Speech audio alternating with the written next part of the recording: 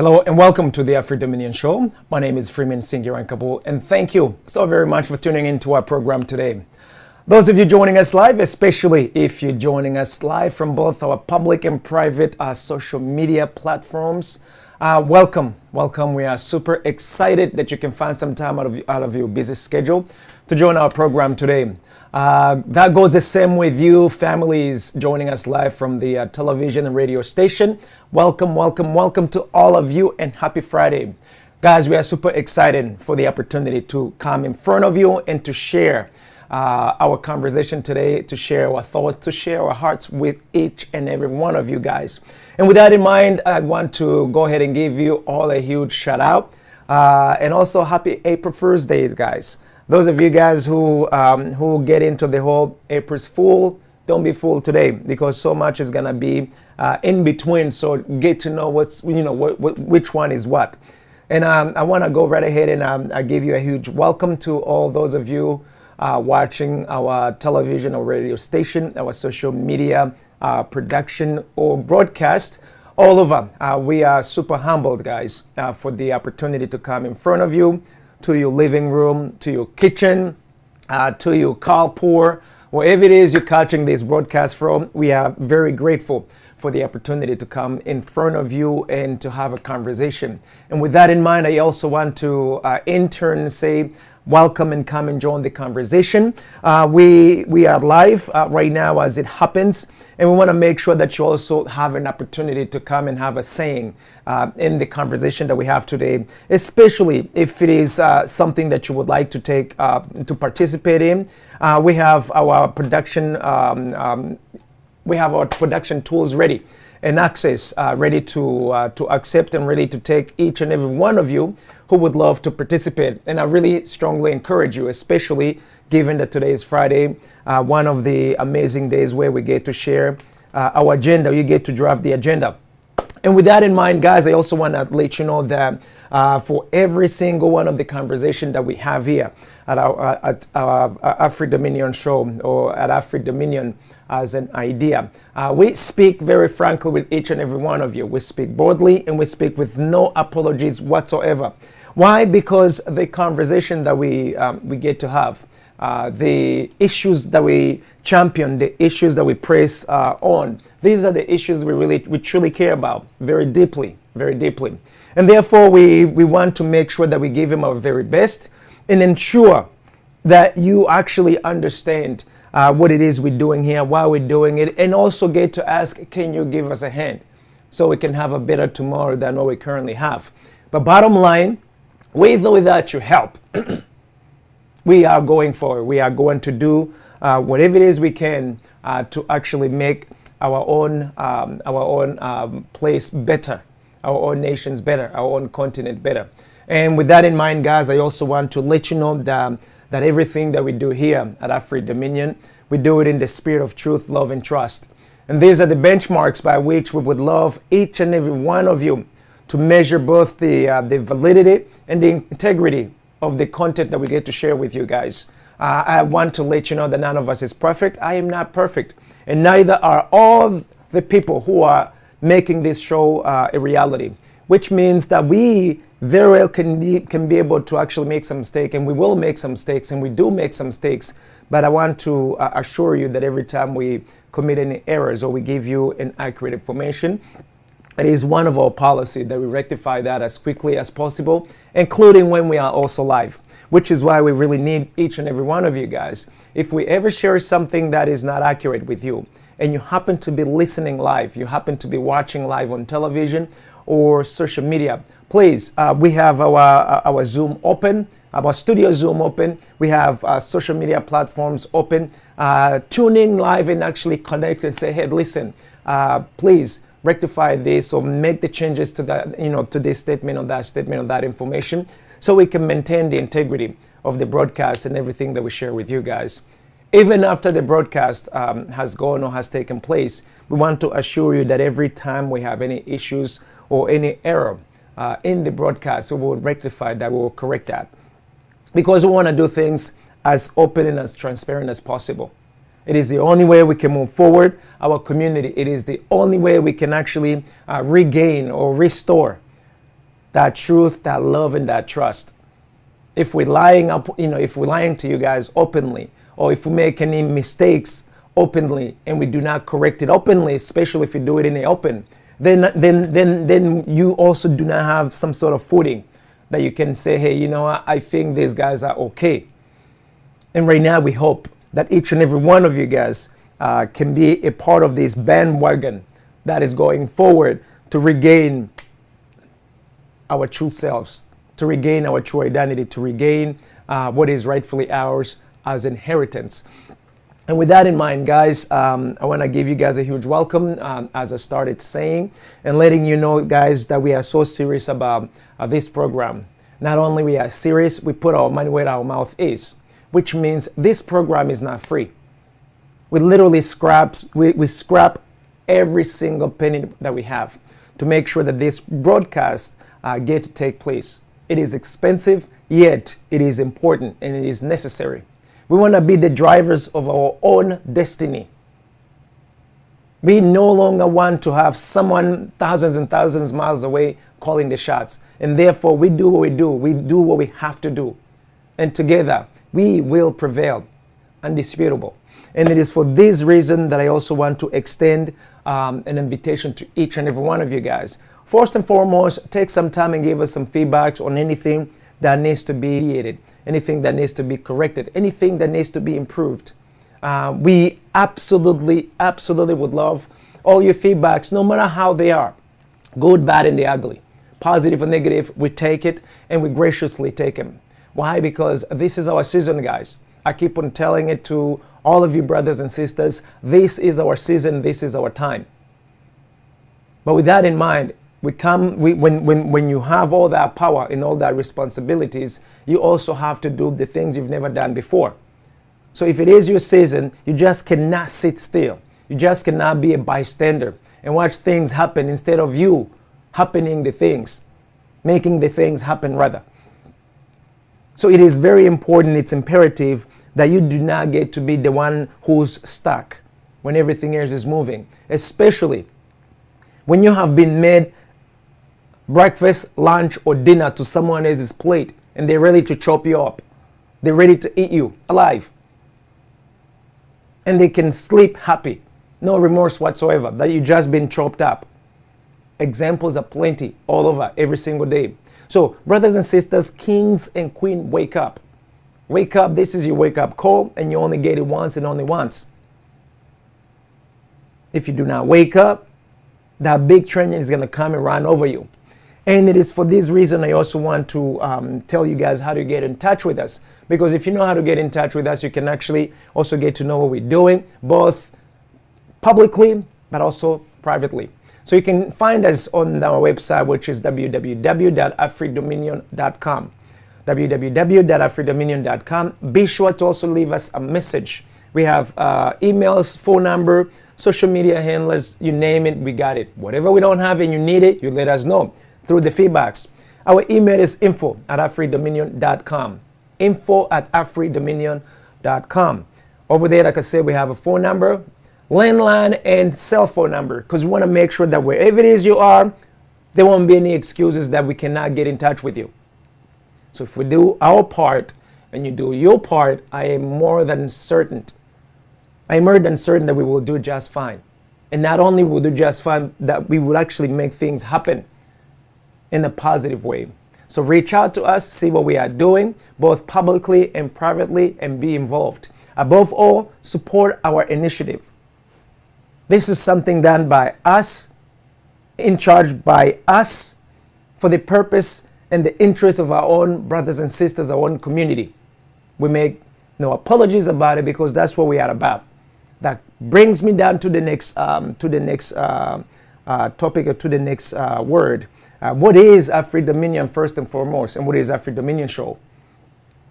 So Afri-Dominion, it's an idea that inspires, that advocates, and that encourages, even goes to the extent of helping take back the full dominion of Africa by its sons, daughters, and African descendants, all in the interest of African people first and foremost, and then the rest of the world afterwards. So the Afro-Dominion Show, it's literally a program that you will absolutely find that everything that we do, it's there to be, we are basically a mouthpiece first and foremost of the idea, which means the program will also encourage us. We will have program that inspires all you brothers and sisters out there, that advocates for you, the voiceless brothers and sisters all over, that encourages you to come out and be bold enough to reclaim your true identity, to reclaim your true position, your inalienable right as sons, daughters, kings, and queens of Africa. Reclaim what is rightfully yours. But also we not only just go and talk about it, we roll our sleeves up and we actually get to help you, those of you willing to take back the full dominion of Africa. The full dominion of Africa. All you sons and daughters, kings and queens, all in the interest of our people first and foremost, and then the rest of the world afterwards. There's plenty to go on, but we gotta start it. We gotta start with ourselves first and foremost. And I also want to touch basis on the idea from some of you who've been sending a little bit of feedbacks here and there, that hey, aren't you actually trying to discriminate? Why Africa first? Why this and that? I plainly say to you, each and every one of you, we are not discriminating nobody. This concept is as old as millennia and millennia. But before I even go further, look at any one of these nations globally.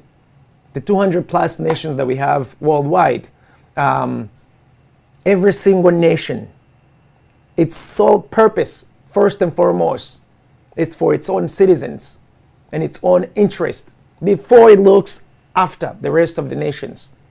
So why should it be any better, any difference with us here? We already know that Africa and African nations are literally on fire. Our homes, our houses are on fire. We have turbulence for decades. In our generation today, we are saying enough is enough. We have to regroup. We have to do what it is that we have to do and stop that. Whatever we gotta go through to get it done, we are going to get it done. That's what we are saying.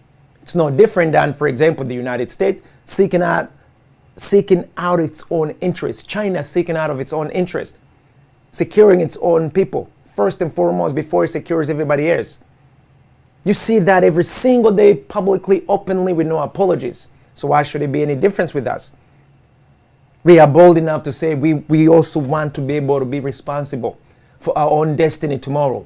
We don't want China to be responsible for our destiny. We don't want the United States to be responsible for our own destiny tomorrow. We certainly don't want France, UK, Russia, any one of these so-called the most strongest, the most powerful nation around the world to be the one in charge of our own destiny. If we are not in charge of their destiny, they sure as hell not going to be in charge of our own destiny. That's what it is that we are saying here. We are bluntly saying that because the minute you start realizing that, hey, you are responsible for your own mess and your own successes, then things become okay, I believe. So it's no different. And I hope I'm clear to most of you guys, because sometimes when we take a stand, some of you are actually offended, and rightfully so.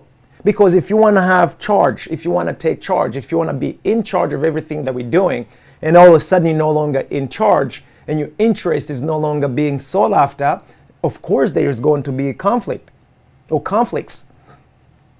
But with all that in mind, we also going to have to do what we have to do to mitigate whatever it is we can, and we move forward.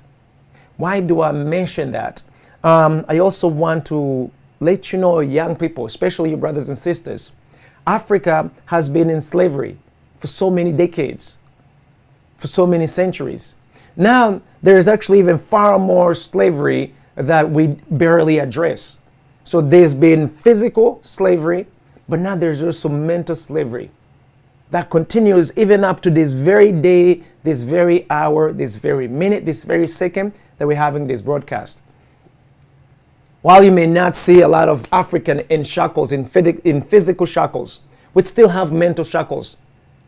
We still have so many new forms of slavery keeping us in check. And we are smart enough to see it, and we are smart enough to actually call it out for what it is, and bold enough to say, this is not right, and we just don't want that. Now, this is where the conflict comes in. Some of these superpowers are literally the slave masters today.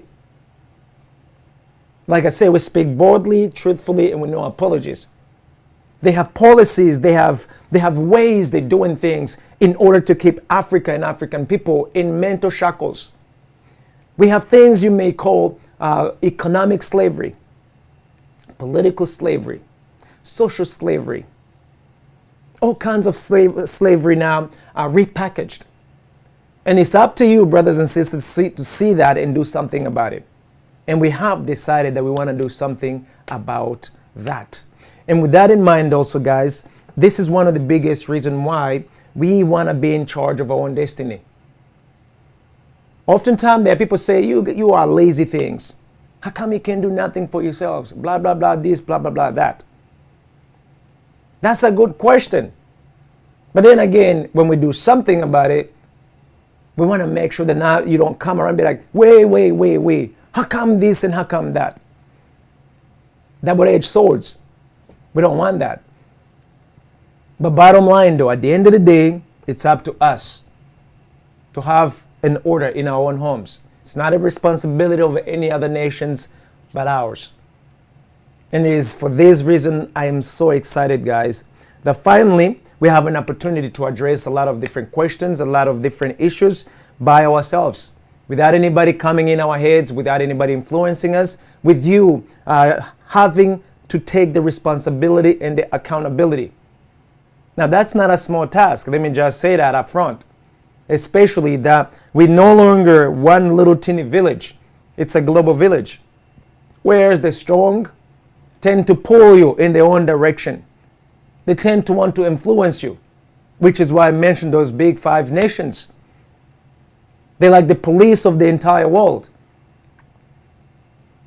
But that police stewardship, we want to make sure that we police ourselves for our own interest first and foremost.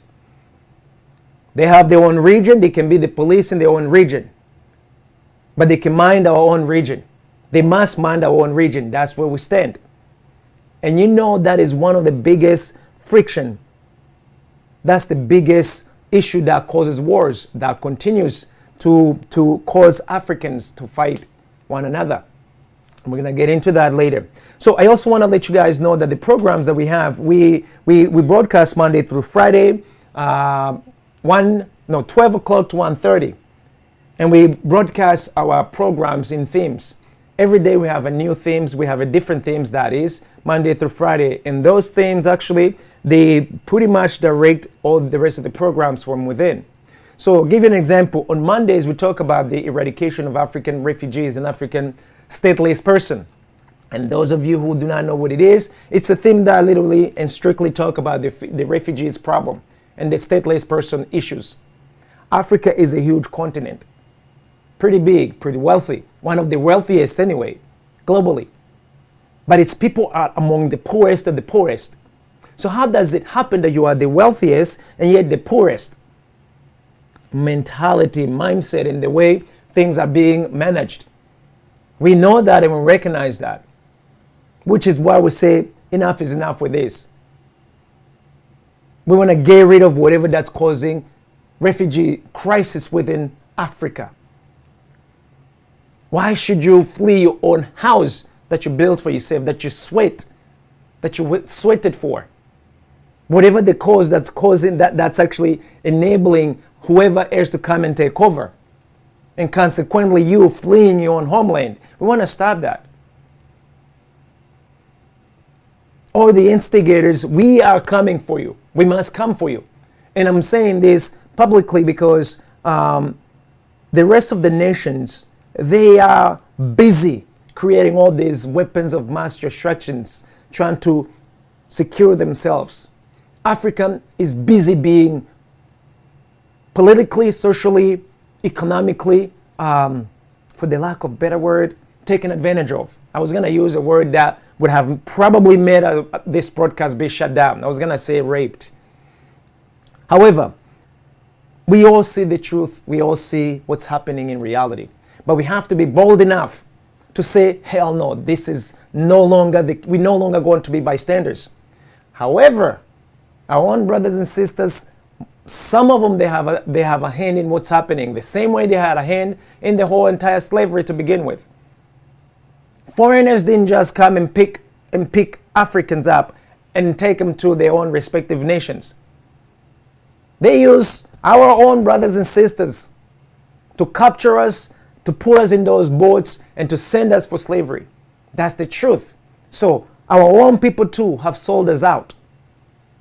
And it is why, while we are addressing these issues, we're not just going to address the foreign problems, but we're also going to have to address our own in-house problems, where we have greed within our own house, where we have brothers and sisters who will rather have you sold in slavery than unifying themselves with you and do whatever it is we have to do to actually see a better tomorrow for our own nations and our own continent.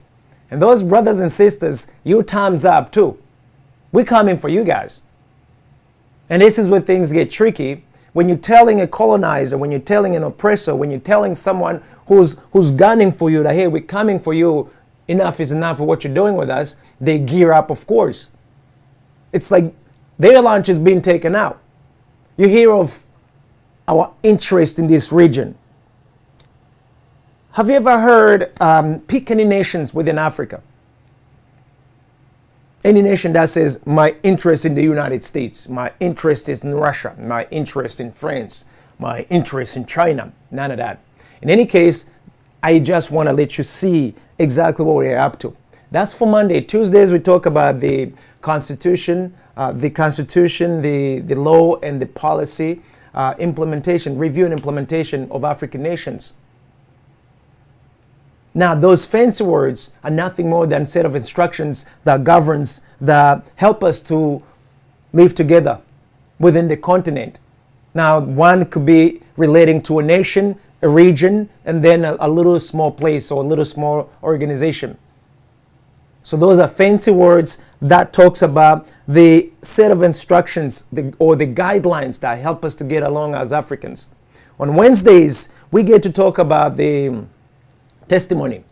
We get to write our own history, our own way, by our own voice, and how we know it and how we remember it. African history has been purposely buried. Purposely buried. Because Africa is one of the most powerful continents that there's ever been.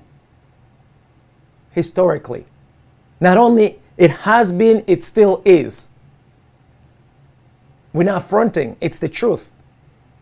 However, it's like right now, both a slave and a king, or royalty and slaves. If you're born, if you bear a child, that child is as dumb as it can be it a slave kid or a royalty kid or king or queen kid. So your status does not determine who you are. Who you are, it's already within you. Why am I saying that? Right now, our history as African, whether buried or not, it still is our history. You may think that we have no knowledge of our own history, but our own history is within us. So, it is in our best interest to awaken our own history, to bring it back out. Because if you do not know where you were yesterday, where you are right now, you certainly won't know where you're going tomorrow. And we want to make sure that we actually rectify that. So on Wednesdays, it's our chance to rewrite our own history.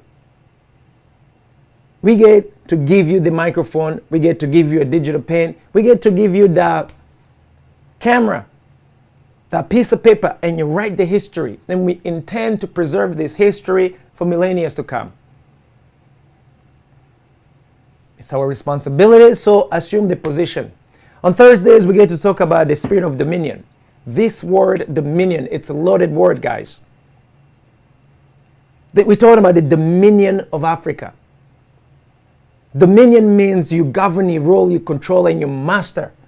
So So when we talk about the dominion of Africa, we're talking about the governorship of Africa, the controlling of Africa, the mastery of Africa, African resources, African leadership, whatever the things happening within Africa, you're supposed to be the manager. You're supposed to manage all of that. Now, if you have never been in a management position, it's about time that you start. It's already within you. You don't have to learn it from somewhere. You don't have to go borrow it from somewhere. You got to awaken it. You have to wake it up. So you brothers and sisters, you are already rulers. You are kings and queens. But you have to awaken the gifts within you. The gifts that will enable you to manage Africa and African resources to the best of your ability based on the gifts that were deposited within you. That is not a small joke. That's not a joke at all, guys. That's truly who you are. But you also have to become that in action, not just in words. And that's why we come in front of you and push your little bucket, jiggle with you, just to make sure that you're not complacent in a position that is not yours. But we also come boldly to those of you who've been in charge of Africa and who are still in charge of Africa and letting you know that your days are over. Respectfully, if you want me to put that little word on it. But bottom line is the same way in your own region, you don't want nobody to come in and tell you what to do and boss you around. There is a history here. Let me pick the United States. How did the United States come to be, guys? Just a little side note. The United States is as old as just a few hundred years, 240 something years. Before that, the United States was not there. There was another nation, the native Indian nations. That land was, that nation was wiped out by the United Kingdoms when they were taking over. Get it in your history, guys. Get to see what's been happening. So you've had kingdoms that have been taking over land, taking over other people's livelihood all over the planet. Just like in Africa. And it got to the point now in Africa, they've seen people with a different skin. They're like, oh, these must be our God-given slaves. Oh, we have God-given riches. Because after all, Africans are not really human beings. They are 2/3 human beings. It's currently written in the United States Constitution. Go check it out. Guys, some of the things that we have, it is bluntly in front of you. It is boldly in front of you. And none of you are bold enough to say, what's wrong with this picture? But we're calling it out today. Because until you can address your wound, you cannot seek to get it fixed. They say in Africa, it's like an African proverb. I was translating in English. You cannot heal your disease until you speak about it, until you basically show where the disease is or discuss about your disease. So let's not pretend. Let's not pretend at all, guys. There's no need to pretend of anything. Africa is in trouble. Is in trouble that is caused by the colonizer. Those of you who have been taking charge, taking advantage of Africa for centuries and still doing today. But you sons and daughters, you also are to blame. We are to blame as well. Out of greed, out of personal interests, we also have caved in. We have sold our brothers and sisters. But today there's a new breed of ours, brothers and sisters, who are saying enough is enough with this. We need to reclaim our true identity. We need to reclaim our inheritance in its full entirety. And we need to seek out our first and foremost interest with no apologies. There is plenty to feed the entire planet, but we got to start with ourselves, which means we got to clean the house, guys. However long that takes, whatever that it takes, that's what we got to do. Let's go back on Thursdays. Thursdays, that's the spirit of dominion, you taking charge, taking back charge. Fridays, we get to talk about the current event and as it affects Africa and African people. So all of that, guys, it's not something small, it's something oftentimes that can actually cause friction. But whenever you feel friction, you're doing something right, guys. Whenever you feel a sense of friction, something that you're doing that is right, that is good. So let's jump right in because I really want to waste no time, guys. We got only 1 hour left. The topic for today, it's Friday, which means you guys get to draft the agenda. We want to talk about, can there be an East African community peace, security, and stability with Museveni and Kagame in power? That's what we want to talk about today. Those of you, I am sure you know who Museveni is and you know who Kagame is. These two gentlemen are presidents of two African nations, Uganda and Rwanda. Museveni is the president of Uganda, and Paul Kagame is the president of Rwanda. So one is Uganda, another one is Rwanda. Do not confuse them, because sometimes people, if you say I'm from Rwanda, they might hear Uganda. You say Uganda, they hear of Rwanda. So they're not the same country. They are two separate countries, two bordering countries. They have borders. So now the East Africa community is something else also. So now we're wondering, can there be an East African community peace, stability, peace, security, and stability with President Museveni and President Kagame in power, or the likes in power? What is East African community? Because we are now going to assume that some of you know what that is. And then we want to talk about the track record through the lenses of peace, security, and stability when we talk about East Africa community. And as always, I get to talk about Rwanda just a little bit because that's where I'm from, guys. So that's what I want to talk about. So why are we bringing this topic today? For those of you who aren't familiar, I want to give you just a little background about what East Africa community is, because that's where all this coming from. So for those of you who are not familiar, I want you to know that East Africa community, it's like an organization. It's not a country. It's an organization that has 7 countries that have decided to come together and form some sort of union. But this is like a limited union, economically anyway. So you have Rwanda, you have Uganda, you have Kenya, you have South Sudan, you have Burundi, you have Tanzania, and recently you have the Democratic Republic of the Congo. So it's almost like the United States of East African nations, though it hasn't fully become that, but they're seeking what they're calling as a federation, like being governed under one government. Remember, one world government, little teeny African government, and the likes. So now, as of this March 29th, 2022, the Democratic Republic of the Congo was just admitted officially to the East African community.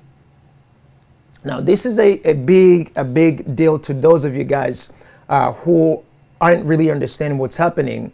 There is a consolidation of economic power, or at least that's how it's being presented. Because right now, the East African community it's occupying the 4th largest population in the entire world, right after China, India, and the United States. Think about it. But not only that, also, there are a lot of perks that are coming with them getting together, even though the purpose by which they're getting together, an average person is not necessarily benefiting from it. And we're going to get into that some other days, but I want you guys to follow. Now, let me give you a little bit of a comparison. Right now, the East Africa community, it's the half of the entire United States. Its population, I think, is like 280 plus million, when in the United States, it's 330 plus million. So now think about it. The whole entire East African community, the 7 nations, they comprise 1/2 of the United States. with the same population, or close to being the same anyway. I mean, 280, 330 days, okay. We still have a little bit of wiggle room. But why am I saying that? As big of a landmass as it is, we have some of the most natural resources the whole entire globe needs combined, especially with the addition of the Democratic Republic of the Congo. So now, why is that important? I think you guys in front of you, you're looking at the East African community leaders. To the picture below him, I believe you are seeing Kenyan president on the upper left, Uhuru Kenyatta, Museveni, who's right next to him. I think that's the East African Council on the far right. Then you have Paul Kagame right underneath of Kenyatta. Then you have the Sudanese minister in charge of the presidency, I believe. I don't remember his name. And then you have the Burundi vice president there. And then you have a president of Tanzania, Suluhu. And then you have the Democratic Republic of the Congo president, Tshisekedi. And then who is this guy? I actually can't recognize this guy right there on the bottom right. I think he might be the East African Community chief something. I don't remember. Do not quote me on it because I don't quite remember his face. Now, why did I bring this in front of you guys? These are the most powerful guys and ladies currently in charge of the East African community.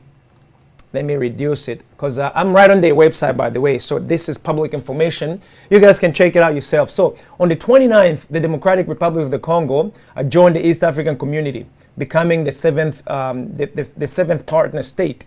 Now, why is this important? I believe since 2010, I believe, it's been seeking for membership. But it was fast-tracked for these past 2 years and everything was done. And the important part of it is that you have Rwanda, you have Uganda, and you have Kenya really having so much going on in the Democratic Republic of the Congo. They were having businesses, both legal and illegal, and now they can actually openly have business there. So on one side, it's helping some people, some nations, and in particular a small group of people. But then on the other side, we're talking about wars. Now, there is a reason why I actually brought this topic, because I want to make sure that you guys understand why we're talking about can there be an East African community, peace, security, and stability with Museveni and Kagame in power. These two gentlemen, Museveni and Kagame, if they can find a picture for Museveni and Kagame and they put it there for you guys so you can get to see it. These two gentlemen, Museveni, I think he's like 70-something plus years. Let me look on Wiki. I love Wiki to check it out right quick. How old is Museveni? Let me check it out. He's super old, but not that old either. So Museveni was born September 15th, 1944. And Kagame, I think he's like 1950 something, 1957, something like that. I would check it. Let me check him out right quick, and I'll let you know why I'm doing this, because it's important. It's important that some of these things, guys, you get to see why. There's always, they say, like, there's a method to the madness, and we want to make sure that you guys are really following what it is that we're doing here, because this is going to be our business tomorrow. This is going to be you actually burdened to find the solutions of the issues that are there. So Kagame was born October 23rd, 1957.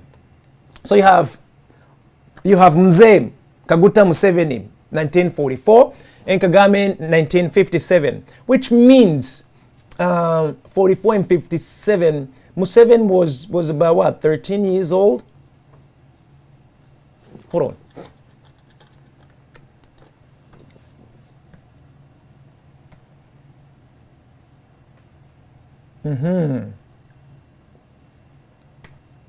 Yeah, so they're about 13 years old apart. Now, why am I mentioning this right now? For the past, God, how long is that anyway? Since the 70s, before I was even born. Before I was even born, the so-called the East African community, of course it was not East African community, but the whole region. We're talking about the Great Lakes region, the East African region, the little bit of slight up and down. We just had insecurity and wars since the 70s. Now, let me also be very specific so you guys can fact check me if you must.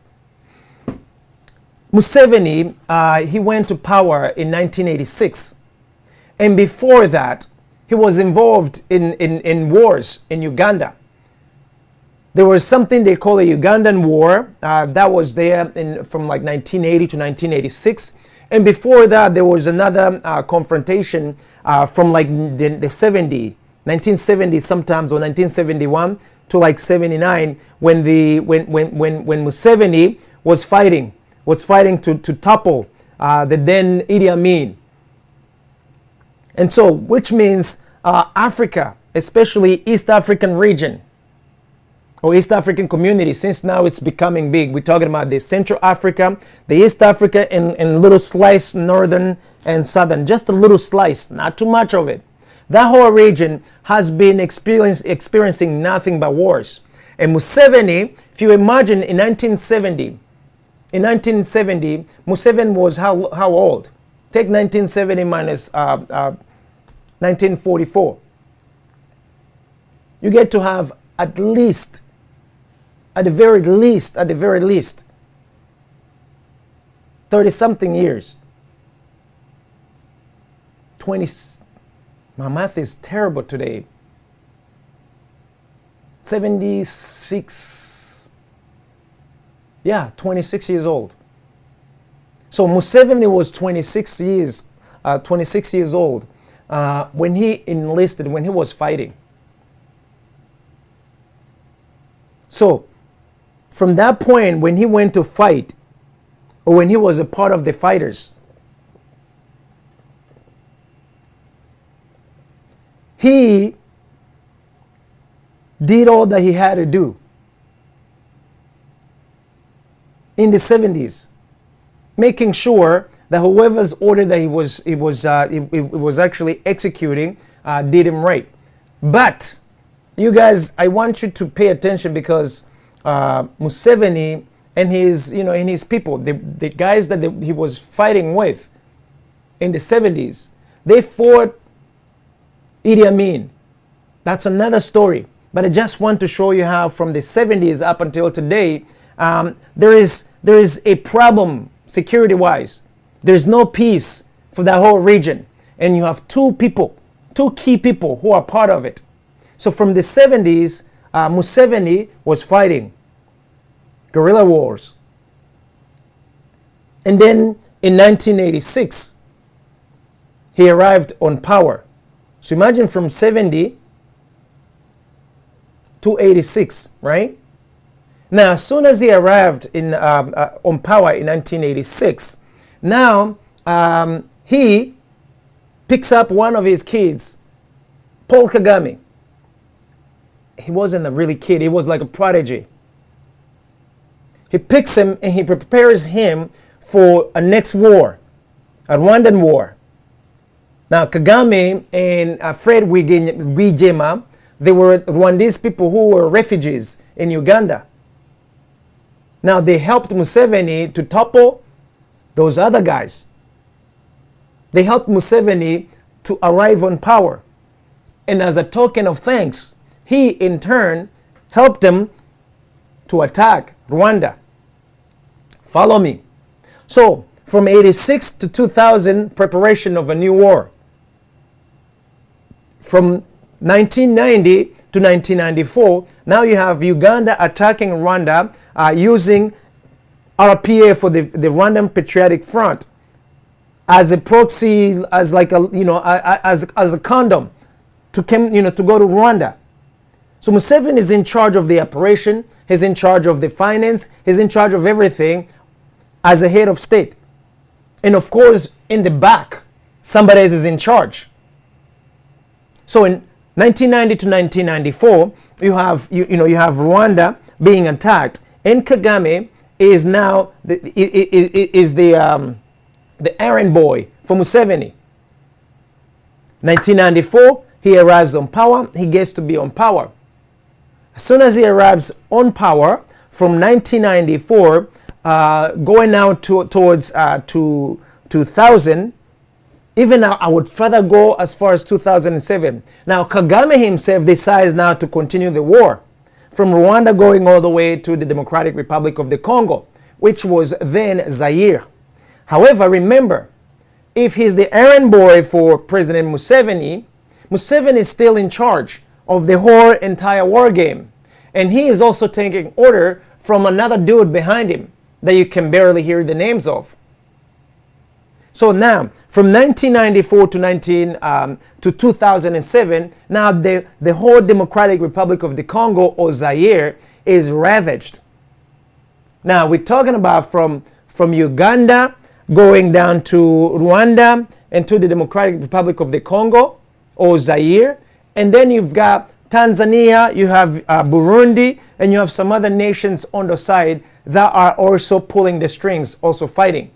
So that whole entire region from 1970 to 1997, you've got Museveni and Kagame literally running the show.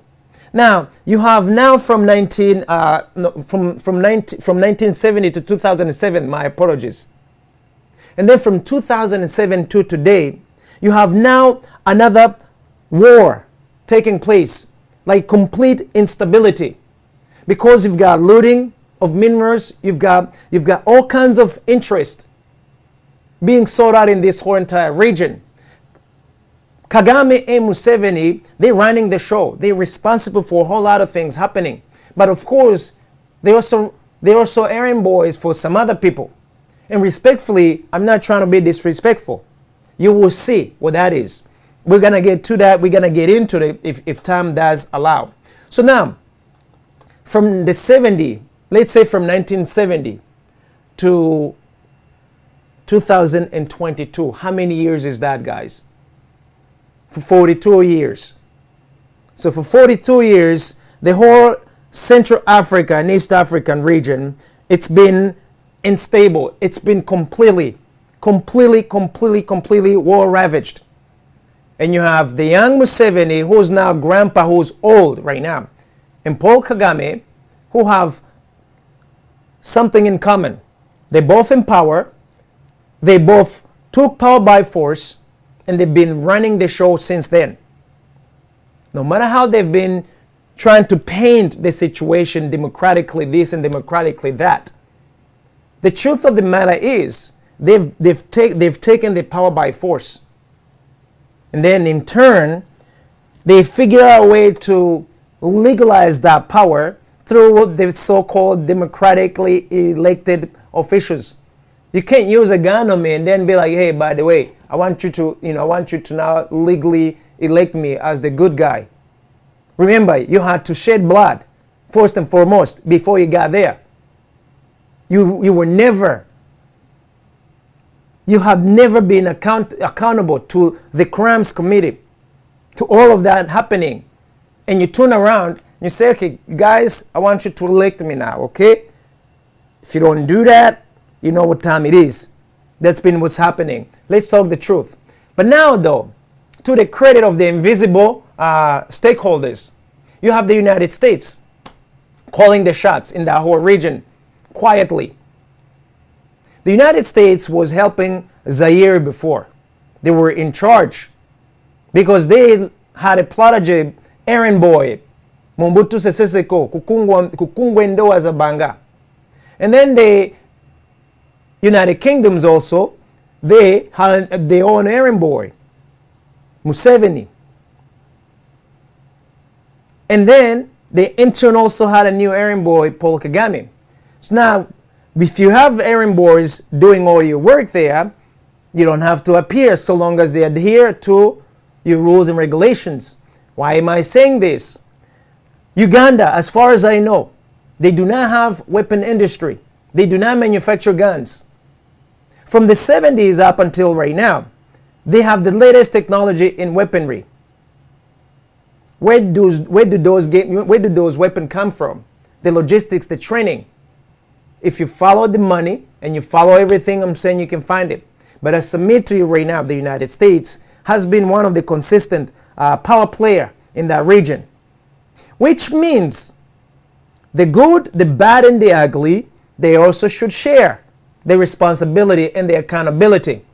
But as far as I know, there is zero accountability, zero responsibility for any and everything that's been happening in that region. Let me bring it to your attention that just from 1990 to today, we're talking about between 13 to 15 million people dead in that Central African region.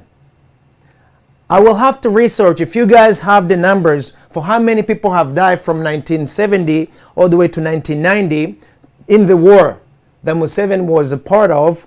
It will be very helpful for us to actually put that in context. Why am I mentioning this, guys? Right now, the East Africa community, it's a community of 7 nations.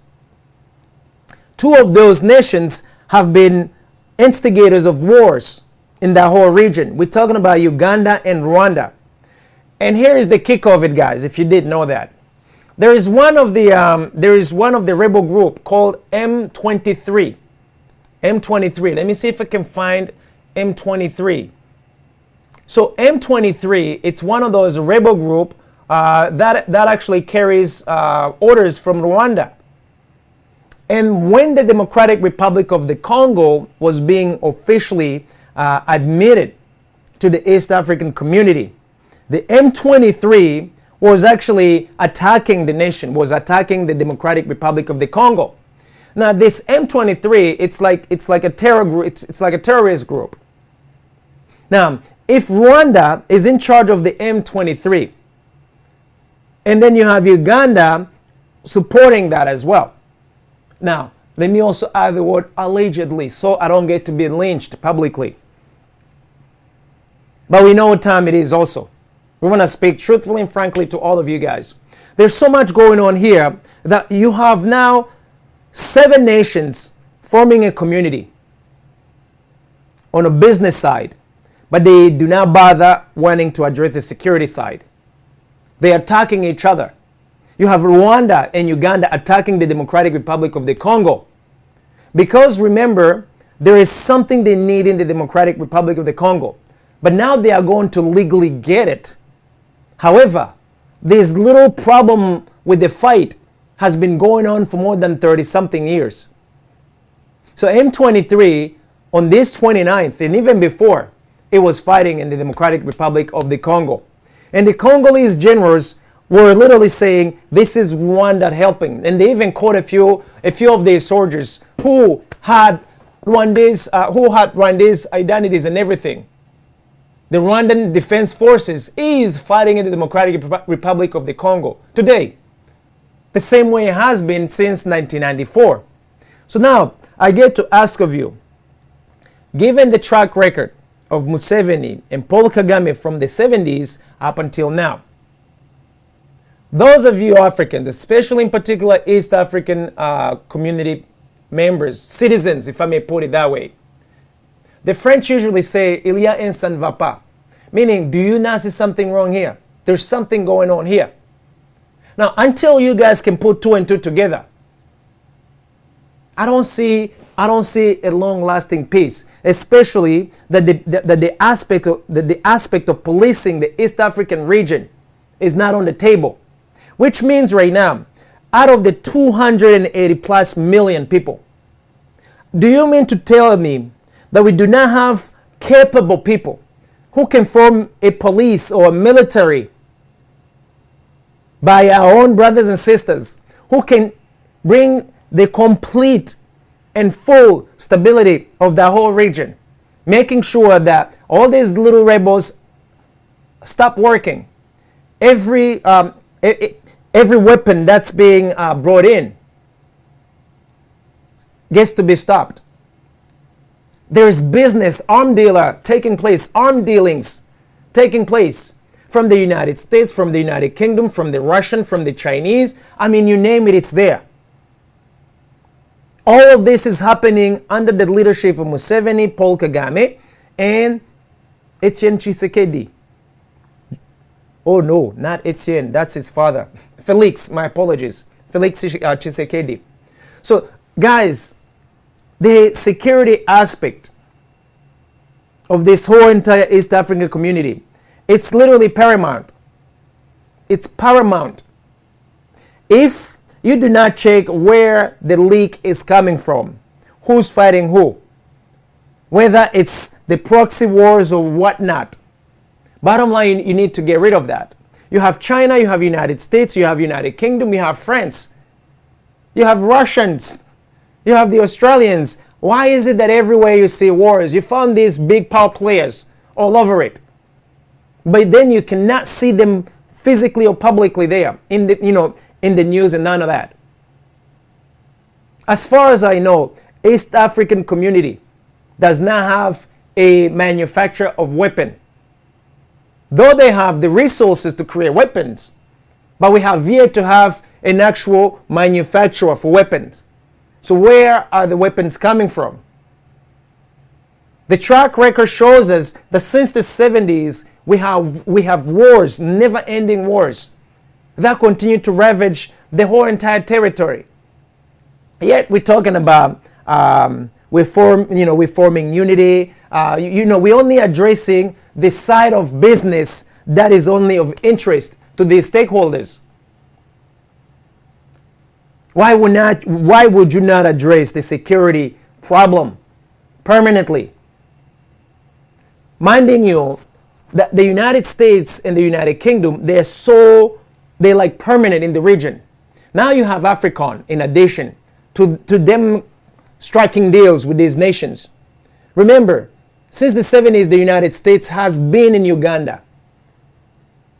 Since the 90s, the United States has been in Rwanda. And now, they are like literally in charge of Uganda, Rwanda, and the Democratic Republic of the Congo. Then they say, for our own interest, we're seeking our interest, the interest of the United States in the Great Lakes region. That's the key word here in the United States. However, guys, what is the Rwandan interest in the United States? Do we have actually any interest with seeking, with or without the permission of the United States? Are there any interest that Uganda is seeking, with or without the interest of with or without permission of the United States here in the United States? Is there any interest of Uganda in the United States? That's on a blank check. Same thing with the Democratic Republic of the Congo. Do you seek any interest in the United States that you are actually going after? So we have an imbalance in interest. We have one way, sort of like interest that is sought out from one nation, and then you have a blockage for the rest of the nations. So East African community has the United States, has the United Kingdoms, has Russia, has China, has Australia, to name the few, currently there doing business, doing military cooperations, taking charge of whatever it is they seek, they want, with no problem. But East African community is not in the United States. It is absolutely not in the United States doing the same thing. So what's wrong with that picture? That's where I come in and say, enough with the slavery, guys. If you cannot secure a deal, like gentleman to gentleman, if you want to put it that way, you have your own people, like currently 281 million plus population in East African community, and 330 plus million in the United States. You have a whole lot of the natural resources in the whole East African community, of which the United States is seeking. However, the United States, France, United Kingdom, China, Russia, they want to police how all the whole entire region and its resources is managed. Why is it that you Africans cannot see something wrong with this picture? Now in particular, you East African community people. Why is it that Museveni and Kagame are currently in charge and you still have instability of M23 and some of these other warfares taking place there? What is the role of the United States? What is the role of United Kingdom? What is the role of France? What is the role of the Chinese people in China? What is the role of the Australian government when it comes to the conflict that's been taking place since the 1970s? When is the accountability time coming? When is the responsibility time coming? So now you are parading yourselves, saying that now all of a sudden things are good, but really you have shackles, guys. You have shackled. You are still slaves in suits, in nice, beautiful attire. You are still slave. You are not in charge of Africa. You are not in charge of East African community. These nations are in charge. And they have the top errand boys doing all the biddings, aka presidents. Respectfully, I'm not insulting you guys. They've got deals they've had since the 70s up until now that you, the people, are not aware of. So, if you want to come clean, and be truthful to yourselves, guys, whatever it is you want, you can actually have it, but be truthful about it. Seek that and openly seek it. Right now in Rwanda, 32 years later, we still have wars. You still have refugees. You still have instability. But that it's no longer addressed on international level or even on African or on East African level. Why? Because now you have Uganda and Rwanda as two of the power players, and the rest of the 7 have hands off, because that's now one of the area that they're actually discussing on the table. Only and only when it's actually bad enough, then they say, okay, pal, can we talk about this? But they are now actively correcting the problem, because that problem was not started by them to begin with. And it's not being managed by them. It's being managed behind their backs by their bosses. And now you young guys and ladies, I want to ask of you, how many of you are aware that these big 5 nations have control charge of East African community? Truthfully speaking, how many of you are aware of it? That's my question. Second question, what are you going to do about it? You cannot claim to have sovereignty when someone else is telling you what to do, how to do it, when to do it. You cannot claim to have sovereignty when your natural resources and everything else that you own, it's up for bidding by the big 5s. It's also a straight out hypocrisy for the big 5s to champion in the lenses of very democratic nations, exemplary nations, when behind the scene are the one actually pushing these wars, these never-ending wars. Again, take a case study, the whole entire East African community. Check out the history of the entire East African community nations. See who keeps on popping every time there is a war. See whether there is any apprehension, any responsibility, any accountability from these nations. And here we are still talking that things are getting better. But you have yet to address the big elephant in the room. So that's why I keep on telling you that this is the greatest season that we are in. The most challenging, But it is our time, though, at the same time. You got to be bold enough to call out a pig for a pig, a dog for a dog, a bird for a bird. Because if you call a pig a lion, just because it has a lion, it has a lion suit, either you're deliberately calling it, or for whatever reason, you're just being, you're going on the status quo.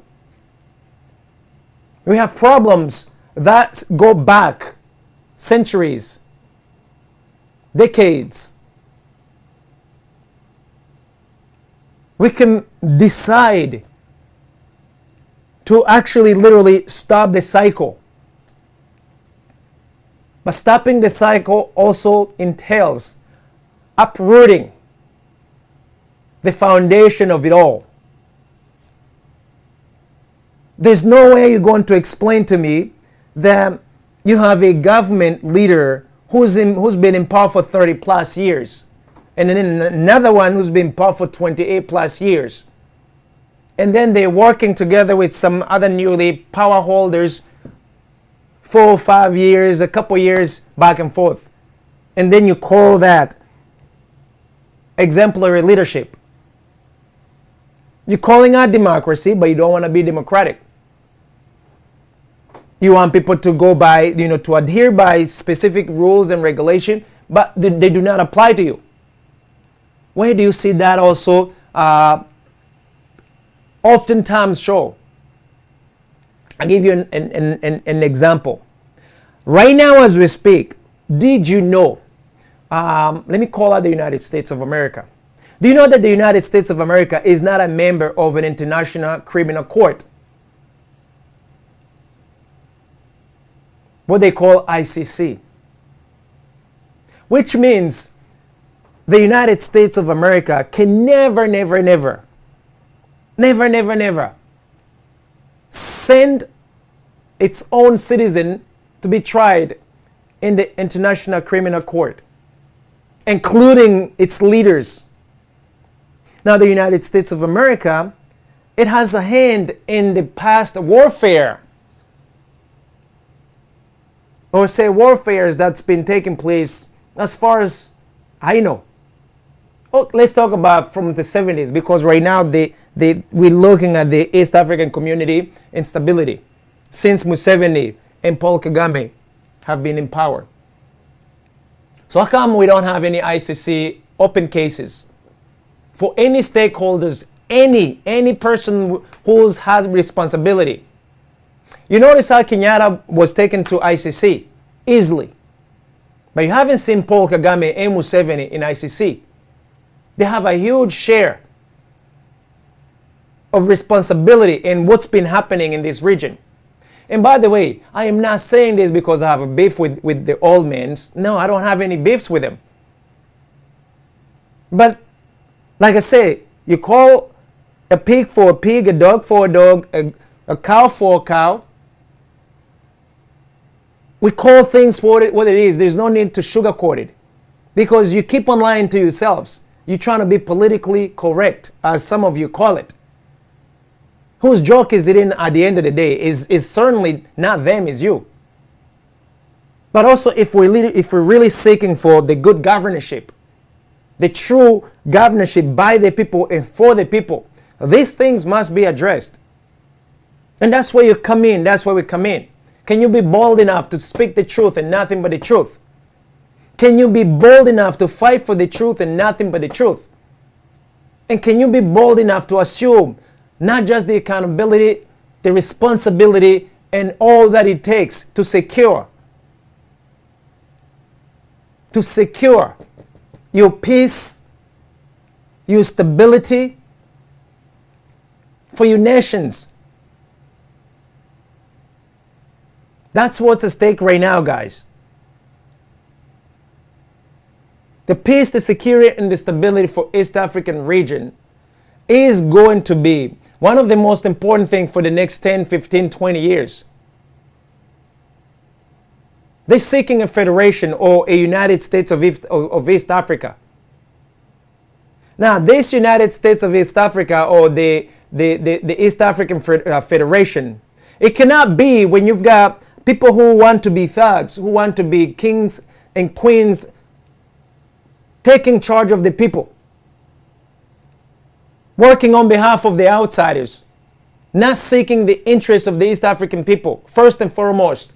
You cannot tell me that that's not going to be a conflict at some point. You cannot tell me that if you becomes an errand boy for these invisible 5 nations, telling you what to do, when to do it, how to do it, that you're going to secure for the interests of your own citizen first and foremost. And that's what we're calling for every single day. Here at Afri Dominion, we're saying that everything we want to do, we want to do it first and foremost for the interest of our own brothers and sisters, and then the outsiders later. Because it is our own inheritance. Why should you give it to the others before you give it to yourselves? We're not hating. We will share. Inevitable, you have to share. But you got to start with you first and foremost. But you also have to stop being greedy. You got to stop being greedy and do the right thing by the people. And that's one thing that's lacking today. That is absolutely lacking today. And that's why I'm coming here today and I'm throwing the rock in the bush. And do not be afraid when you see the dog barking, when the rocks hit something in the bushes. But that bush is there. Don't get it twisted. And that bush is purposely there. So guys, I've got a question, and I did ask you already. What does M23 stand for? The movement of March 23rd. March 23rd movement. And why March 23rd? Which year was then?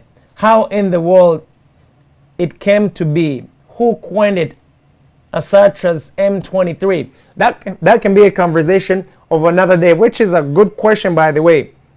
Very interesting question, and it has so much to do with all these things taking place right now.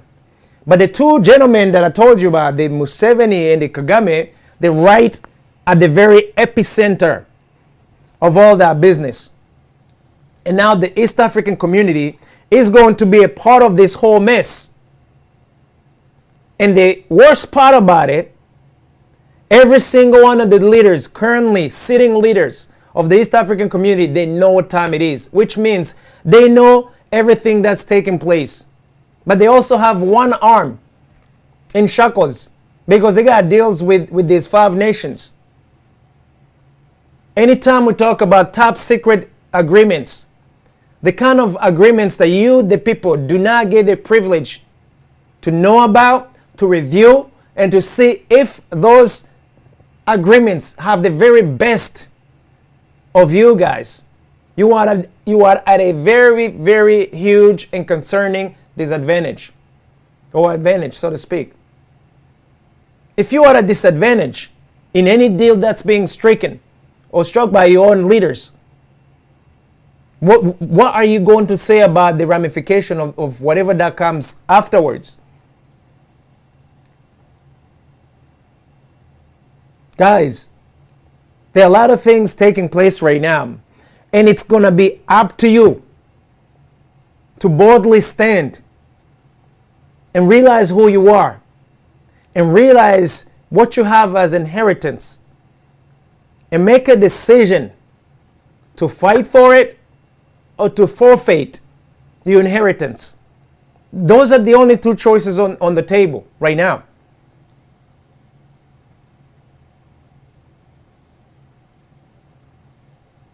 Kagame, Paul, and Museveni are responsible for the wars in Africa. Don't be too quick. Don't be too quick to say things, my brother. There's so many pieces behind the pieces that it's really good that if you really want to dive in it, be purposely and be very strategic and be very objective. See things clear through. Don't just put things out there not really knowing the full story behind it. They can never be a Kagame without a Museveni. They cannot be a Museveni without the 5 powers behind him. Do you know the 5 powers behind him? These 5 powers are all over the world every single day. Uganda has no weapon manufacturers. Rwanda does not. Neither Burundi, nor Tanzania, nor Kenya, nor South Sudan, nor the Democratic Republic of the Congo. So how do you tell me that we have the latest of the technology to help you fight terrorism, as we call it, yet you don't have the means to procure those weapons? Who's generous enough to give you those weapons? Guys, start thinking, man. Because we are going to be responsible for everything that's happening today. Nowadays, all people. Museveni will be gone before you know it, guys. He's old. He's 77 years old right now. When was the last time you've seen an African president? Last thing of Mandela passed on when he was 95. So right now, bottom line is, old men can no longer lead. He's tired. He cannot continue to lead. Whether he wants to do it or not, currently his body will not be able to permit him to do that. All of you know what's happening to our Paul Kagame. What has happened to him. Maybe I should put it that way. So it's up to you today to realize that there's much more bigger piece that you got to worry about. But you also want to be able to say the policy that Museveni is pushing, the policy that Kagame is pushing, is it the people's policy or the outsiders' policy? And I submit to you, it is not the people's policy. Do your own homework. That's what I have actually concluded. I could be wrong, but that's what my conclusion have led me to believe. So now, if you truly are working for the people, and you have yet to actually discuss with the people, to show the people that, hey, these are some of the ways we can resolve some of these outstanding issues. This is your role in it. Educate them about the things that's happening right now. Prepare them for what is happening and what's coming, so that they're not going to be shocked. Make changes so that these outsiders, nations, can actually be guests in our own homeland, the same way we are guests here. And don't give up our inheritance, for God's sake. Why would you give up your people's inheritance just for a piece of porridge, for a cup of porridge? I should say personal porridge. That's one thing that's been killing us today, guys. And I really ask you all to pay attention to what's going to happen in the next couple of years. But this time, especially if you've taken it upon yourself to scrutinize the situation and the environment and everything that's happening, pay attention, guys. Pay attention to what the so-called power players, and see what they're doing. And I would hope actually that you take some time and read what they call the East African Community, what it stands for. Try to go into its legislative documentations that they have available. And then take some time and go over your own nation's legislature. See what they're doing. There's so much hidden behind the paperwork, guys. That is actually burying you as slaves, not freeing you as owners of this real estate called East African Community. So, if you employees are doing a lousy job, the last time I checked, you call yourself the people and you own everything. New employees, also known as these government leaders, if they are mismanaging, if they are mismanaging the resources of East African Community, when are you going to call out on them? Are you able to call out on them? Are you able to hold them accountable and responsible?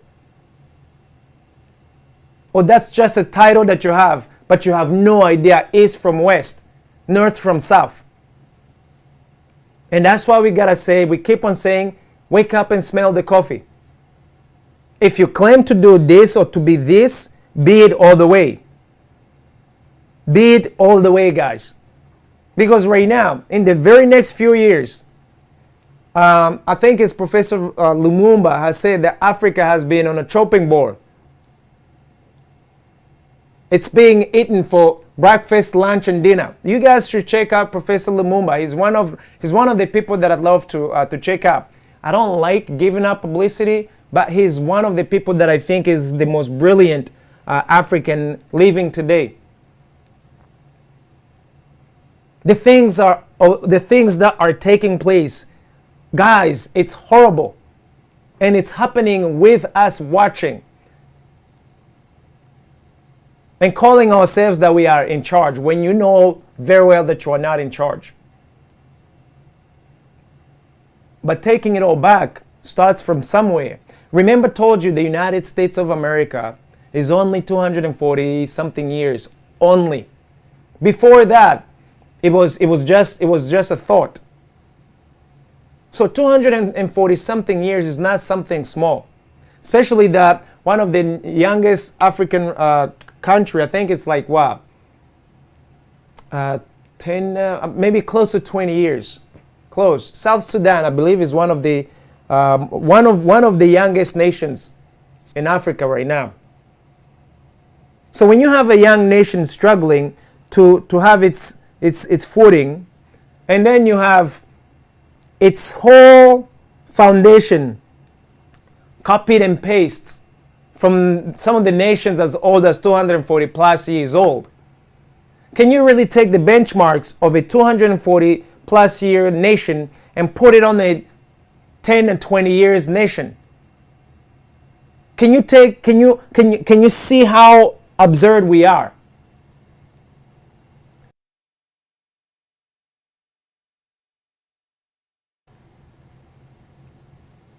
I thought they had just put me off.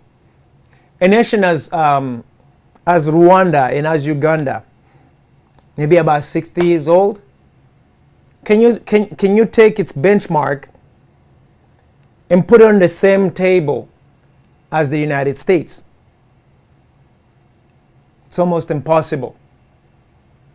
Now, I know a lot of these things that I'm saying could be upsetting to some of you, which is why you try to cut me off. However, truth is truth, guys.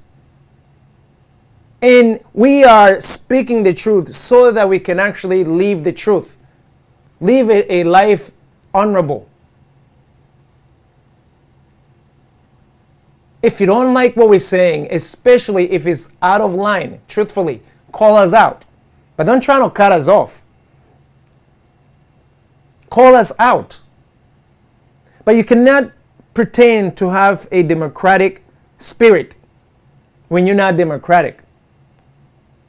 You cannot pretend to be an exemplary leader when you're not that. When you are afraid to show you what's right underneath of the hood. That is one thing today we are struggling with, you brothers and sisters, you Africans. And you're going to have to come correct by yourselves, with nobody actually pushing you, with nobody telling you what to do. You're going to have to figure it out on your own. Our nations right now are not ruling themselves. We are not in charge of anything in our nations. We could just be in charge of what you're eating, but also that's disputable. But we are still slaves. Mentally, we are still ruled. We are still following instructions, policies from outside of our own nations. Today in 2022, sadly. So we cannot parade and say that we are democratic. We cannot parade and say that we are sovereign nations. That is like literally insulting our ancestors, even yourselves. So we got work to do. And this work is no joke. If you don't have a stomach for it, you will not be able to do it. Which means you need to strengthen your stomach a little bit. You need to be bold a little bit. You need to become who you truly are, the kings and the queens take a stand, even if it means that you shed a little blood here and there. So be it. But bottom line, if these other nations were able to do it 240 plus years ago, why is it that you cannot do it today? What's so different?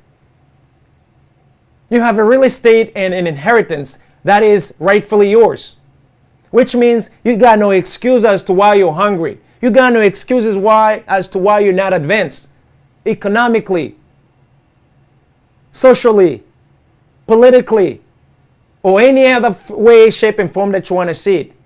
You have no excuse as to why your people are killing each other, why we are murdering each other today up in the open. There is no excuse. It comes down to what we have chosen to accept as a people.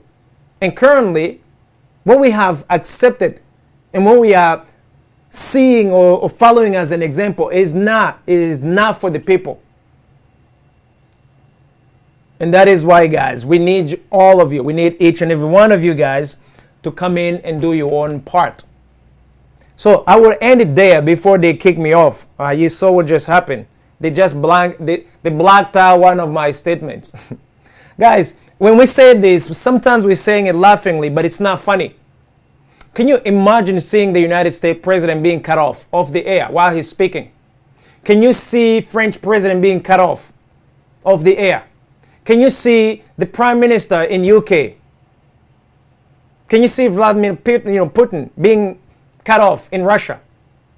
Over there in China, when they're being cut off? Just know that anytime we're getting cut off, there's something that these great powers do not want you to hear that we are publicly saying. Yet they go around, they say you are free to have a healthy conversation, to discuss things here and things there. And they determine what healthy is as long as you're using their platform. They determine what good is as long as they're ruling. They determine what right is as long as they are ruling. And then they say you are democratic. Are you seriously killing me? So guys, when we say smell the coffee, we really mean wake up and smell the coffee. Those of you who do not know the expression, go to the social media or to this internet and check it out. Africans need to understand geopolitics in order to understand why we are living under hard conditions. My brother, break down geopolitics to grandpa who has never heard of those two words together. Speaking in terms that they can actually understand you. Then you are literally contributing. We don't want to sugarcoat anything here when we're discussing it. It's important that if you actually see the way, you take some time and you develop and you bring it here, we discuss and we share it. That's how we see it here. Our nations are very old, but they are very young in terms or in comparison to other nations ruling over them. So you cannot play the game fixated by your own oppressor and pretend to win or think that you are going to win. If you do not have charge, if you're not in charge of the rules of the game that you're playing, can you, in good faith, expect to win?